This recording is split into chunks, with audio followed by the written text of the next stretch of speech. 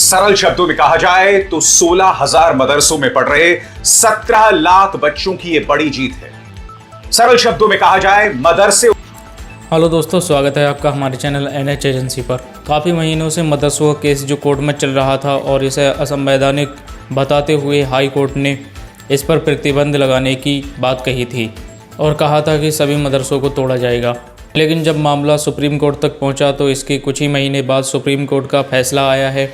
Supreme court ने मदरसों को संवैधानिक बताया है और पूरी तरीके से सही बताया है। सुप्रीम कोर्ट के इस फैसले को विस्तार से समझने के लिए आइए देखते हैं ये पूरी वीडियो। सरल शब्दों में कहा जाए तो 16,000 मदरसों में पढ़ रहे 17 लाख बच्चों की यह बड़ी जीत है।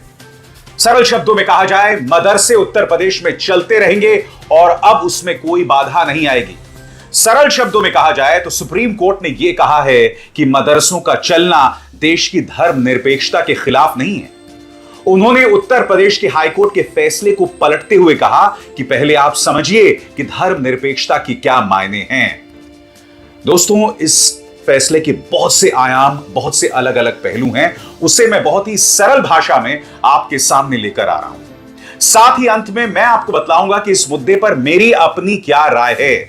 सबसे पहले सुप्रीम कोर्ट ने आज क्या फैसला दिया उसे समझिए आपके स्क्रीन में सरल शब्दों में।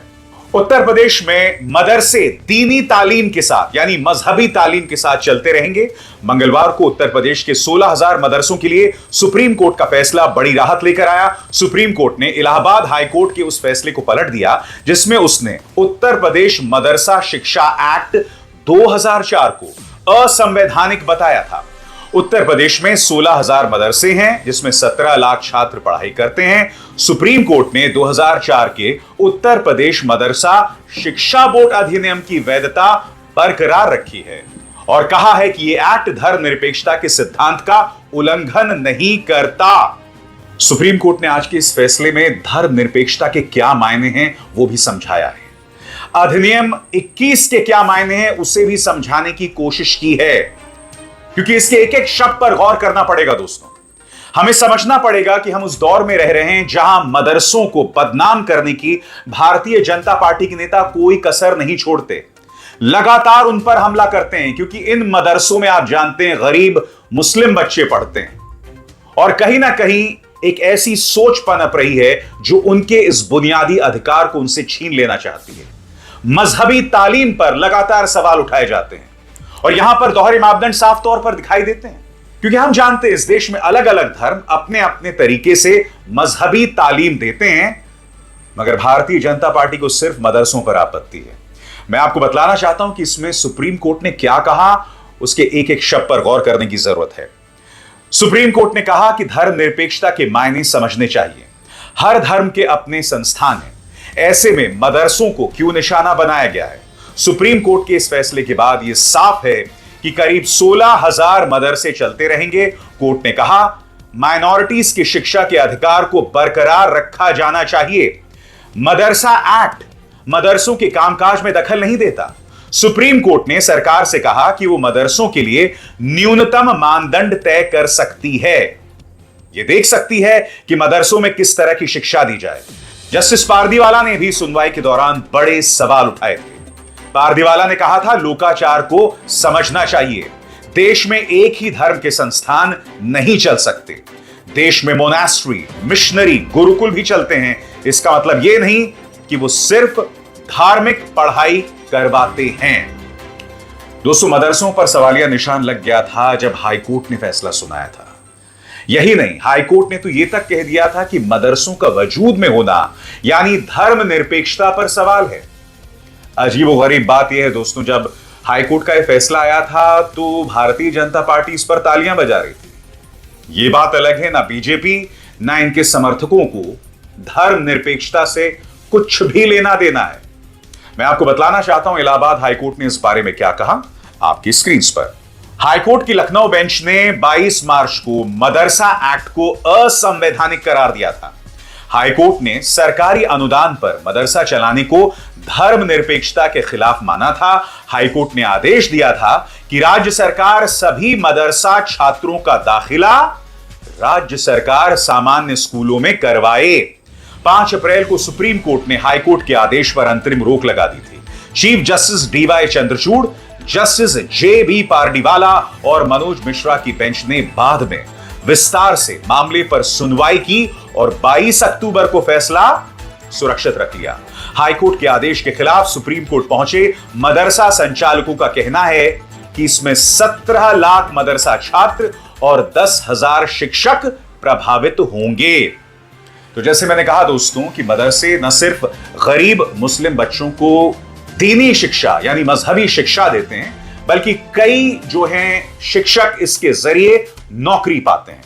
और मैं आपको बतलाना चाहता हूं ये पूरा मामला क्या था। आपको समझना पड़ेगा दोस्तों, इसकी जड़ें 2004 में हैं।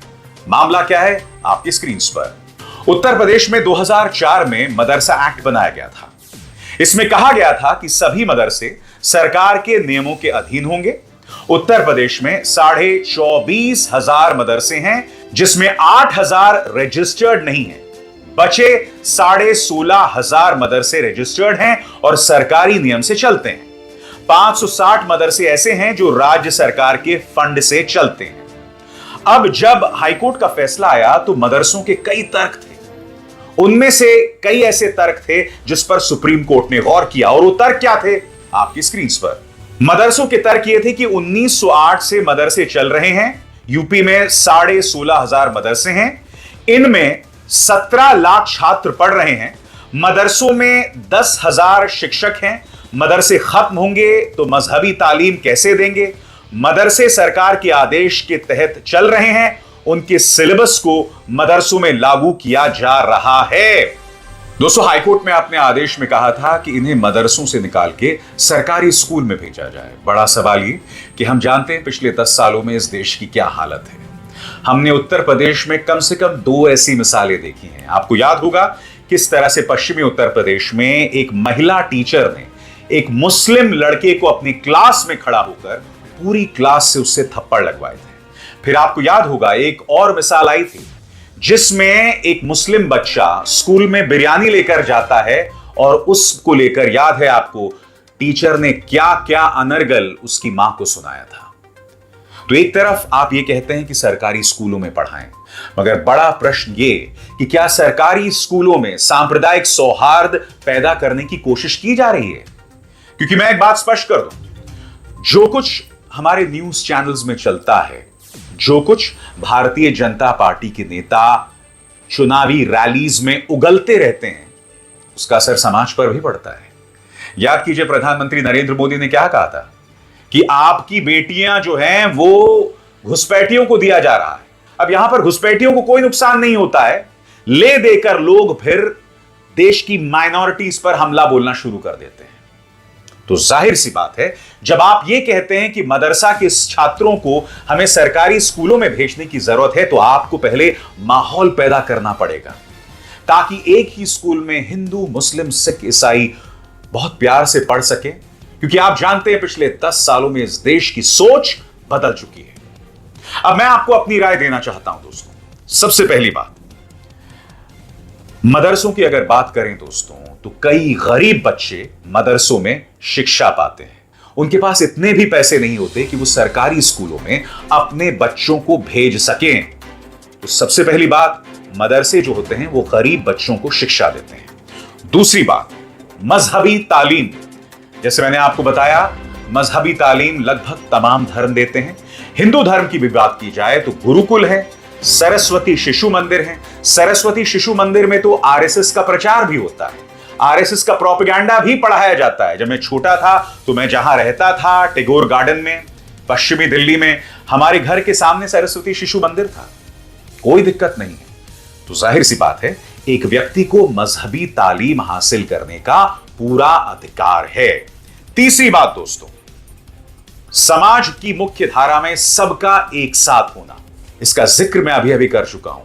चूंकि गोदी मीडिया में एक जहर उगला जा रहा है, क्योंकि भारतीय जनता पार्टी के नेता अक्सर अपनी चुनावी रैलीज में जहर उगलते रहते हैं, तो स्कूलों के अंदर मुस्लिम बच्चों को, माइनॉरिटीज को अक्सर लोगों से काफी उल्टी सीधी बातें सुननी पड़ती हैं। और ये मत सोचिए ये सिर्फ मुफस्सिल इलाकों में या गांव में हो रहा है, नहीं, बड़े बड़े स्कूलों में भी ऐसा होता है। बड़े बड़े जो स्कूल्स हैं, पब्लिक स्कूल्स हैं, कॉन्वेंट स्कूल्स हैं, वहां पर भी पढ़ रहे माइनॉरिटीज के बच्चों को अक्सर उल्टा सीधा सुनना पड़ता है। इसलिए बहुत जरूरी है कि अलग अलग धर्मों के बच्चों में तालमेल हो, असिमिलेशन हो, वो एक मंच पर एक दोस्त की तरह आगे बढ़ सके। इसके अलावा आधुनिक शिक्षा, इसमें दो राय नहीं कि मदरसे जो हैं वो मजहबी शिक्षा देते हैं, दीनी तालीम देते हैं, मगर हमें सिर्फ वहीं तक सीमित नहीं रहना है। बहुत ही जरूरी हो जाता है कि मदरसों में आधुनिक शिक्षा भी मिले, मॉडर्न एजुकेशन भी मिले, साइंस, फिलॉसफी, मैथमेटिक्स, इन तमाम चीजों की वहां मौजूदगी हो, ताकि मदरसों में पढ़ने वाले बच्चे हाशिए पर ना चले जाएं और पीछे ना रह जाएं। इसलिए बहुत जरूरी हो जाता है मॉडर्न एजुकेशन, यानी आधुनिक शिक्षा। अब अंत में बात जो है वो बहुत जरूरी है दोस्तों, चूंकि मदरसों में दीनी तालीम दी जाती है और अक्सर ये होता है कि जिन जिन संस्थाओं में जोर मजहब पर होता है तो अक्सर वहां पर जमीन कट्टरता की भी तैयार होती है। इसलिए बहुत जरूरी हो जाता है कि मदरसों में, और सिर्फ मदरसों ही नहीं, वो तमाम संस्थाएं जिनका वजूद दीनी तालीम है यानी मजहबी शिक्षा है, उन्हें तय करना चाहिए कि उनके संस्थानों में कट्टरता का पाठ ना पढ़ाया जाए, वो कट्टरता का ब्रीडिंग ग्राउंड ना हो।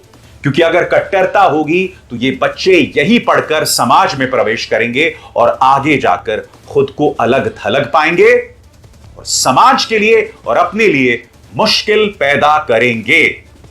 मेरे हिसाब से सुप्रीम कोर्ट का यह फैसला स्वागत योग्य है, मगर बहुत जरूरी हो जाता है कि मदरसे और सरकारी स्कूल्स या जो सामान्य स्कूल्स हैं उनमें किस तरह असिमिलेशन हो, उसमें किस तरह से एक संपर्क, एक सेतु स्थापित हो, इसके लिए भी काम किया जाना चाहिए। अभिसार शर्मा को दीजिए इजाजत। नमस्कार। स्वतंत्र और अपने मदरसों को तोड़ने के लिए जो साजिशें की जा रही थी, जो झूठे केस लगाए गए थे और संविधान के खिलाफ बताया गया था, सुप्रीम कोर्ट ने साफ कर दिया है कि ये संविधान का पालन करता है और बिल्कुल मदरसे चलते रहेंगे और 12वीं तक की सर्टिफिकेट भी मदरसे दे सकेंगे। आज का वीडियो यहीं पर ख़त्म करते हैं। अगर वीडियो अच्छी लगी हो तो वीडियो को लाइक कर देना, चैनल पर नए हैं तो चैनल को सब्सक्राइब करें और अपने दोस्तों तक ज़रूर शेयर करें।